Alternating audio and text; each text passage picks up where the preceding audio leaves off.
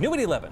There was a time when it seemed every city had a signature hotel bearing its name. In Madison County, it was the Hotel Oneida. But that hotel hasn't taken reservations in years, leading us to ask, tear it down or fix it up? The hotel opened in 1927 on Main Street. It changed ownership frequently, and nobody has stayed there since 1996. CBS 5's Brett Hall investigates. This 1947 postcard gives glimpses of the elegance that was the Hotel Oneida. From accommodations to dining to weddings, for years it was an economic engine. The menu, the dinners, and they had two bars, one upstairs, one downstairs, and they used to have bands, and it was very active. They did a good job. Those are Bob Alexander's memories of the place. He owns Alexander's Ragtime on Main Street, a few blocks down from that old hotel. It's been vacant for more than a while. It no longer brings about a smile. It's an eyesore. You know, it really is an eyesore. The faded blue edition, built in the 70s, has become a landmark of sorts for those driving into downtown. Along Main Street, peeling siding now scrapes against the metal frame of a canopy long removed. There is rust, boarded up windows, and recently added a sternly written letter on the door, deeming the structure unsafe. We're going after it. Jim Chamberlain is the deputy mayor in the city of Oneida. We did declare it a public nuisance last meeting, and so now the fire marshal will compose a list of any violations that he feels necessary, and then we'll start there.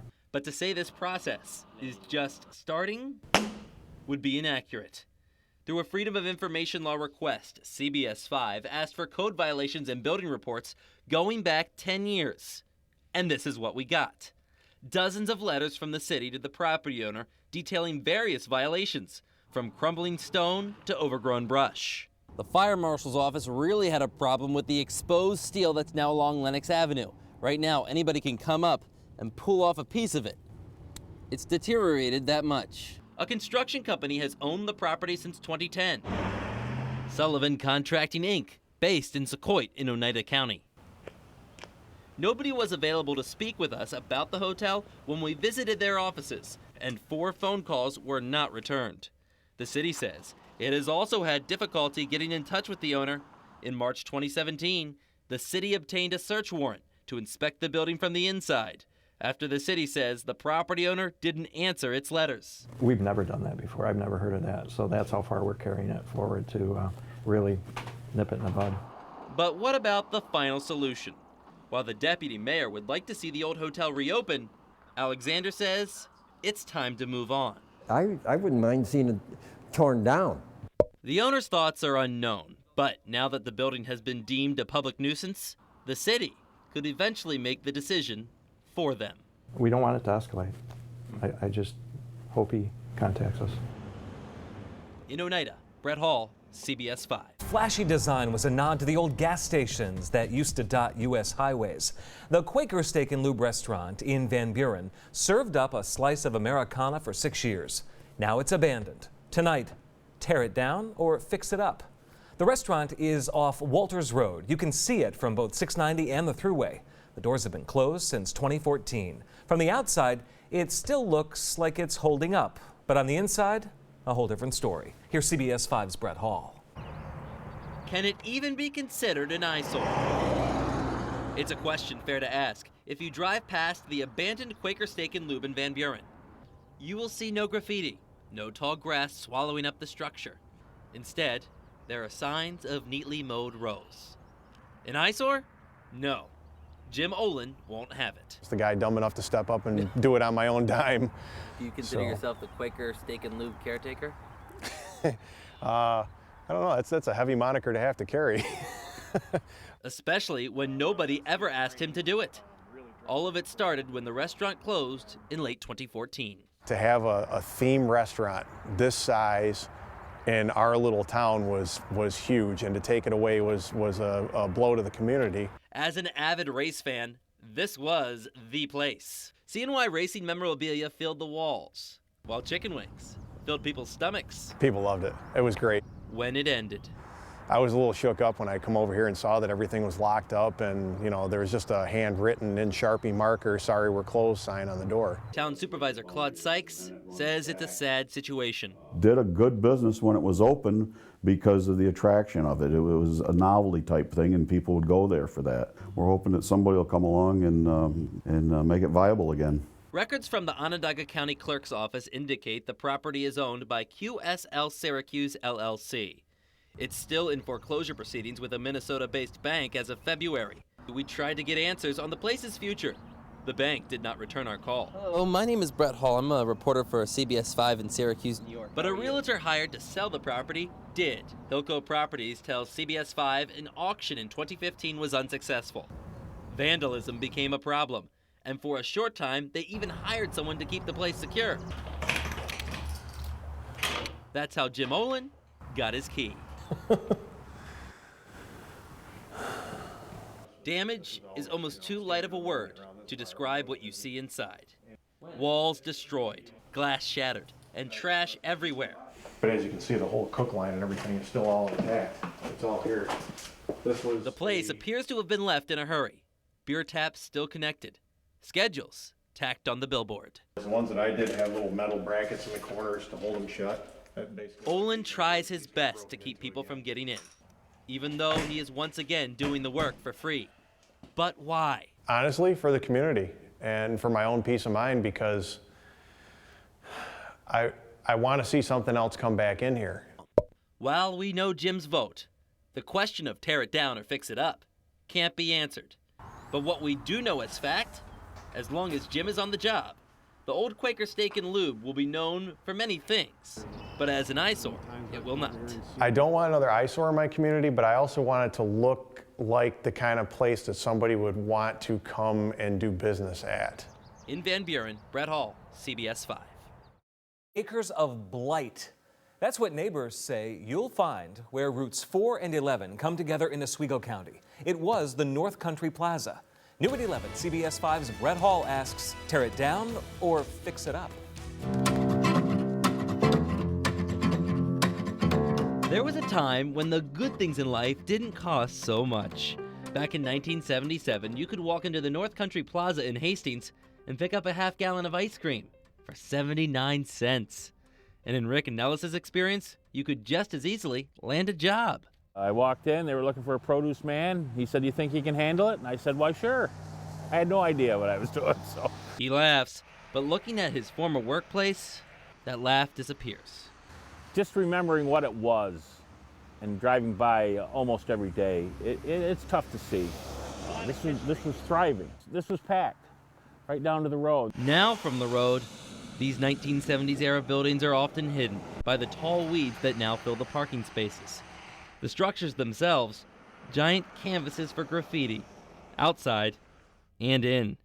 These pictures sent to CBS 5 may bring back memories to when only a mess of fun was under this sign, and when there used to be a roof over the men's clothing section. I think it is a terrible eyesore for the community.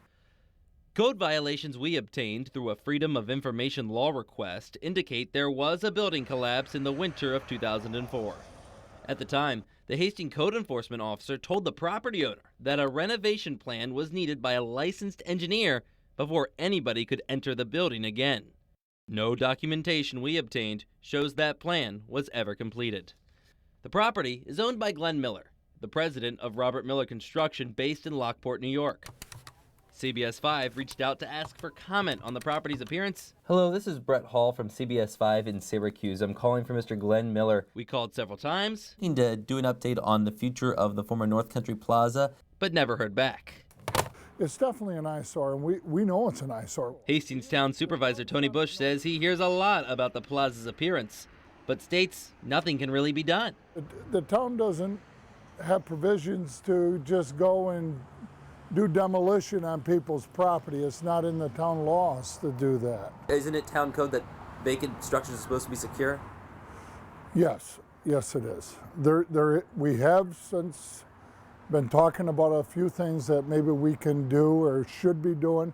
While we don't have a definite answer for the future, Rick feels there is only one logical choice. tear it down and start over. But I think a plaza like this, it could survive, but you got to have someone that wants to work hard and again, invest a lot of money. Money that can brighten up this corner in Oswego County. In Hastings, Brett Hall, CBS 5. Tracking eyesores in central New York. The old Cinema North Theater in Mattydale opened in 1965 and closed in 1990. It's been empty and decaying ever since. Tonight, CBS 5 asks the question, tear it down or fix it up? The cinema is at the back of the Kmart Plaza. You can see it from 81. And tonight we have new answers from the building owners on what's next. CBS 5's Brett Hall investigates. Excitement. It's what surrounded the opening of the Cinema North Theater in Mattydale in 1965. These old newspaper clippings found at the Onondaga Historical Association tell us the first film shown starred Doris Day in Do Not Disturb. The pictures show the fanfare of that opening night, a stark contrast to now. It's just eyesore, you know what I mean? The last movie was shown in the theater in January 1990. It's been mostly vacant since then. 20 years. About 20, yeah. Greeting drivers on I-81 as they roll past. We'd like for them to do something with it. Something needs to be done with it. Something as in demolition? Well, repair, demolition. The building is deteriorated over the years. Stephen Procopio is the Director of Planning and Development in the town of Salina. Last year, a report ordered by his office concluded the building is unsafe, uninhabitable, and structurally unsound. Code violations were issued, highlighting openings in the building. Vandals have repeatedly removed the board-ups and the barricades and entered the structure. Inside, the neglect is widespread. These pictures were submitted to CBS 5. Graffiti, the only pictures viewed inside these walls anymore. The big screen, a distant memory. No line at the popcorn stand. Debris where you used to grab your seat. The question, what is this place's future? I'm Brett Hall from Channel 5. For that, we reached out to the building owner, Berkeley Properties, LLC. They own many properties in central New York, including the Mattydale Kmart Plaza. With a downstate address, we talked with property manager Michael Silberberg by phone. He says the community will not have to see this much longer. Essentially, we're going to be demolishing the building and removing it. He admits it should have been done long ago. We always had these deals that were on and off, and as part of those deals, that property was coming down. And as those deals fell by the wayside, the demolition of the cinema fell by the wayside. He also blames the lack of action on the complexity of the project. He's not sure what possible harmful materials are inside these walls. He says he has been in contact with several contractors to work out the best way to demolish the structure. A firm takedown date he wouldn't commit to. All he would say is we should see action soon. As in before next winter? That is the plan. In Mattydale, Brett Hall, CBS 5. Estimated more than 58,000 cars pass by the vacant Conan building along East Genesee Street in DeWitt every day. A CBS 5 viewer tells us its appearance certainly leaves a lot to be desired. She asked CBS 5's Brett Hall to look into it, and he asks, tear it down or fix it up. CBS 5 viewer Susan Sarah held nothing back when she wrote on my Facebook page recently. She called a building across from Wegmans in DeWitt a white, dilapidated building that is a total eyesore. She says she is far from the only one who thinks this, and she wants to see something done. CBS 5 is on your side and went to work. Our cameras captured peeling paint, weeds, but an inside that remains virtually untouched. The 1950s era building was the longtime home of Conan Real Estate, as well as several other businesses. This image from Google Maps was taken in 2011. The plaza has been vacant since 2016. CBS 5 did reach out to the DeWitt Planning and Zoning Director. He tells us that there are currently no code violations on this building, but things could change. The building's kind of at the end of its useful life. Jim Conan is the building's owner. We could understand the fact that it looks like it's just been, let go or abandoned. He says staring at this in 2017 was never the plan. It's been going on for a while. Rather, Conan says he plans to fix it up. This will be really the last piece in the redevelopment of this stretch of East Genesee Street. These digital renderings show the future. Conan says his family has already spent well over $100,000 in an effort to remodel the facility with a facade that matches the other buildings along the road. Currently, the search is on for tenants to fill the storefront. We're hoping to get maybe an anchor to kind of start the process off and then go forward. And while the building that sits on the road is fixed up, the smaller one behind it. The rear building will be demolished, the parking lot graded, and the access will be created in the back to come off of the rear access road. He hopes to finally see construction this spring. With the whole process and how long it took to get here, we're happy to be seeing it redeveloped. Redeveloped into a place people are once again happy to see. In DeWitt, Brett Hall, CBS 5. Tonight, an in-depth look at one of the most sprawling vacant properties in Syracuse. It may also be the most neglected. The Syracuse Developmental Center sits on the city's west side next to the zoo. It's been abandoned since 2012. CBS 5 was asked by one of our viewers, tear it down or fix it up, and later found that that's an answer that's actually being searched for well beyond Syracuse. CBS 5's Brett Hall investigates. It's hard to tell what appears colder, December's deep chill or the current state of the former Syracuse Developmental Center. For years, a place where the developmentally disabled could come to live and receive care. Now is a place where you'd be hard-pressed to find a window not shattered or a roof not stripped. Yeah, it's very sad to see what people have done. Beverly Loverock Gibbs worked at the center for decades. She saved pictures. It was great. It was great. And the memories. Oh, it's beautiful. I'm very impressed that everything was there. A beautiful pool, the bowling alley. People were friendly. Our people that lived there were very loving. It's a love that continues, even among the neglect. Beverly runs a Facebook group dedicated to the center, a place where hundreds of ex-employees can post photos, reminisce, and wonder what the future holds. Well, all the staff that are posting the pictures are really sad because they all have memories at different parts of the building. The Syracuse Developmental Center's roots on the west side of Syracuse date back to the 1800s.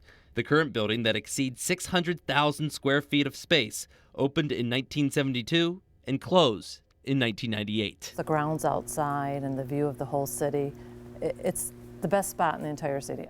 And others appeared to agree. $1.2 million. In 2013, CBS 5 was there as the property was auctioned off for $1.2 million. A man covered his face with an iPad and ran from reporters that day. He told us he was simply an agent for the buyer. Originally, it was reported a California-based Jewish trade school planned to build an East Coast campus at the former Developmental Center. At the time, Ben Walsh was Syracuse's economic development director. And so there's going to be a lot of attention on it, and so maybe the bidder wasn't quite prepared for that, but we're willing to give him the benefit of the doubt at this point. Again, try to establish that relationship and see where it goes from there. However, nothing was ever done, and phone calls to the school to find out why were never returned. Earlier this summer, McClatchy News Service reported that the man was Felix Aider. The report described him as a Russian-born ex-con. However, his involvement following the sale was not particularly clear. According to public data, the official owner of the 48 acres is Syracuse Center, LLC. While it has a New York City address, CBS 5 was unable to make contact with anyone. Court records show owners are currently suing the city of Syracuse, claiming the tax assessment on the property is too much. Tax records show the city of Syracuse is owed more than $343,000 in back taxes. While the city of Syracuse wouldn't comment on the property, pointing to ongoing litigation, the mayor-elect's administration did. A statement reads, "There was hope for the Syracuse Developmental Center property in 2013. Unfortunately, that promise has not been realized. This site and others like it in the city that are mired in tax delinquency will be a major focus of the Walsh administration. We will do everything possible to get this site back in productive use, making the neighborhood stronger and growing our economy." Certainly words Beverly wants to hear. That building does not need to be knocked down. She says it's time those who own the property be held accountable. I want someone else to be happy in there. There's great memories there. So that there is a possibility for more great memories to be made. Why wait any longer? Something should be done. In Syracuse, Brett Hall, CBS 5. 11, it used to be the place to go for special occasions in Oswego. The 1850 house was known for decades for its antiques and Italian food. Now, neighbors call it an eyesore. It's on the corner of Bridge Street and East 4th in Oswego. It was open from 1976 until 2006, and it's been vacant ever since. Tonight, the question, tear it down or fix it up? Here's CBS 5's Brett Hall. For nearly 3 decades, families gathered at the 1850 house in Oswego to celebrate all those special occasions. Lifelong Oswego resident Mary Jean was no different. It was always an interesting place to go because you could walk in, see the antiques, check things out, and then have an absolutely delicious dinner. Italian food, served up by the Crisafulli brothers, was the dish of choice, all under the roof of a building the Heritage Foundation of Oswego deemed historic in 2000. And now every time I drive by it, which is probably just about every day, it makes me sad.